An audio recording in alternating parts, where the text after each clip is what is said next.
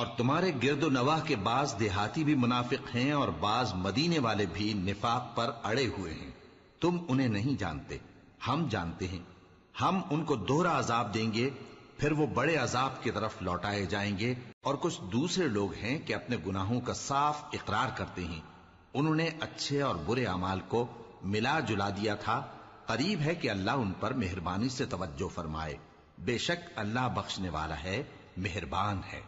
ان کے مال میں سے زکوٰۃ قبول کر لو کہ اس سے تم ان کو ظاہر میں بھی پاک اور باطن میں بھی پاکیزہ کرتے ہو، اور ان کے حق میں دعائے خیر کرو کہ تمہاری دعا ان کے لیے موجب تسکین ہے، اور اللہ سننے والا ہے، جاننے والا ہے۔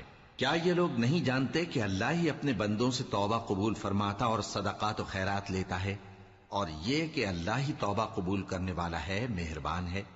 اور ان سے کہہ دو